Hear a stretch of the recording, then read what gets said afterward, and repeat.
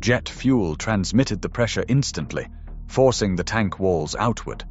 At the same time, the continuity effect, a twisting, localized deformation of the metal, created zones of intense stress. Multiple ruptures formed almost at once.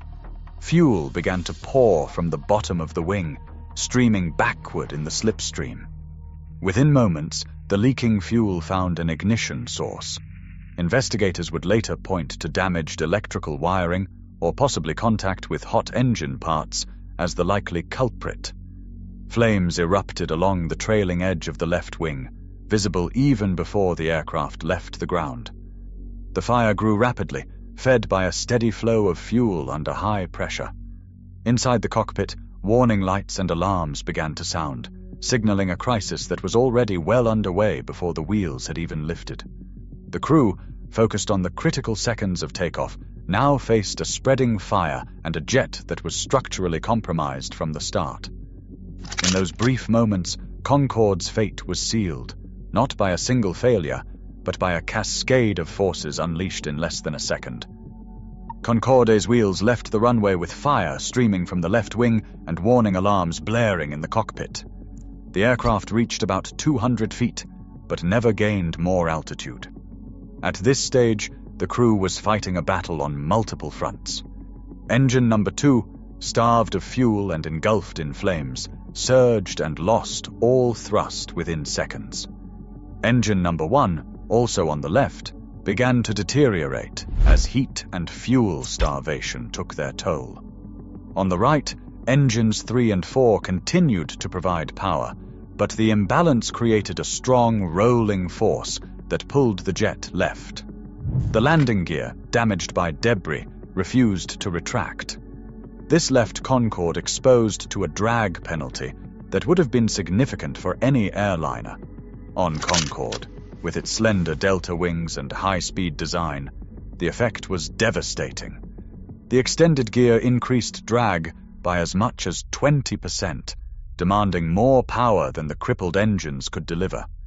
Instead of accelerating toward the intended climb speed of 220 knots, the jet's airspeed plateaued at around 200 knots. The heavy fuel load, necessary for the transatlantic flight, further reduced the margin for error.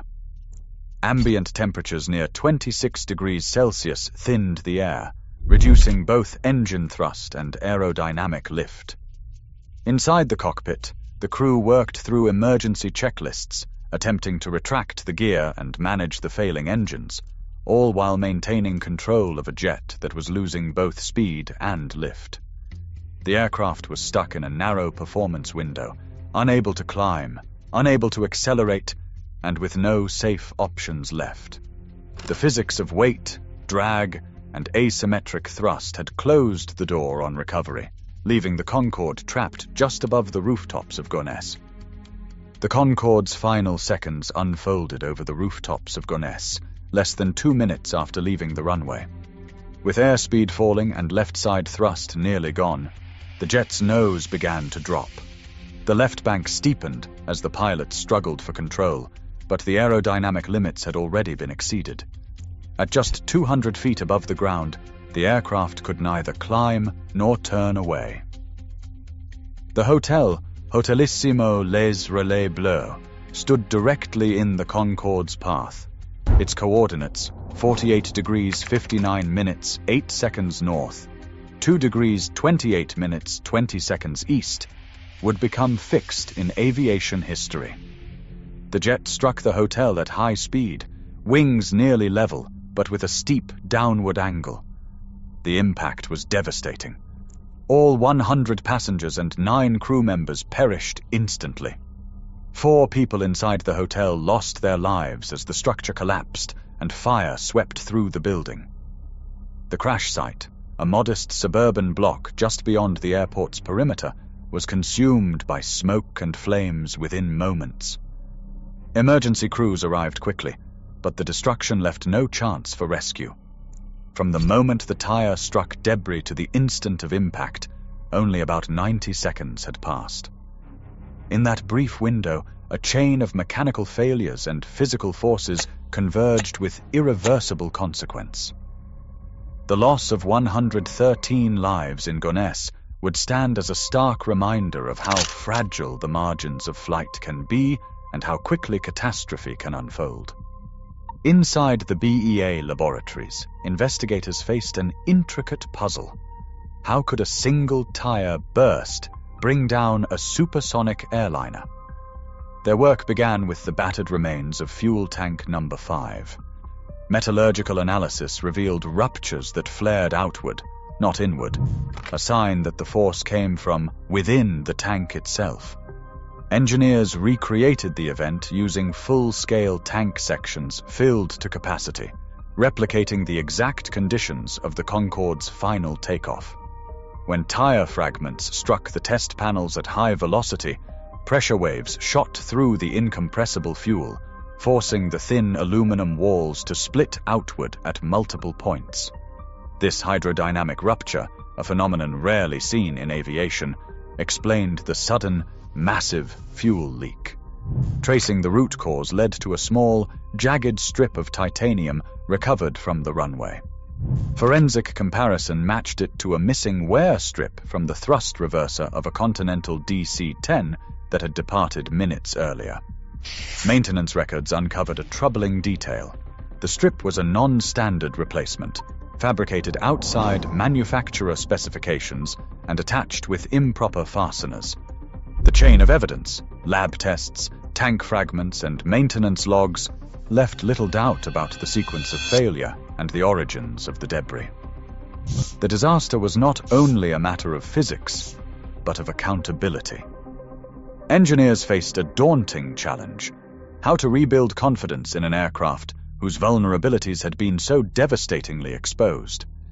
The first solution took shape inside Concorde's wings. Technicians lined the fuel tanks with Kevlar, a material known for stopping bullets, now tasked with containing fuel in the event of a rupture. This barrier, just millimeters thick, could absorb the shock of tire debris and prevent fuel from spilling into the wing cavity. Alongside this, new burst-resistant tires were fitted, tested to withstand impacts far beyond what the original design had imagined. Electrical wiring and hydraulic lines near the landing gear were shielded or rerouted, reducing the chance that a single fragment could ignite another disaster. These changes required months of analysis, fabrication, and certification. By November 2001, Concorde returned to service, its systems upgraded and its safety record restored in the eyes of regulators. But the world had changed. The September 11th attacks had gutted demand for transatlantic travel. Fuel prices soared, and the cost of maintaining a small, aging supersonic fleet became untenable. Despite technical fixes, Air France retired its Concordes in May 2003, with British Airways following that November. The final flights drew crowds, but the era of commercial supersonic travel had ended, not from a lack of ingenuity, but from the hard limits of economics and time.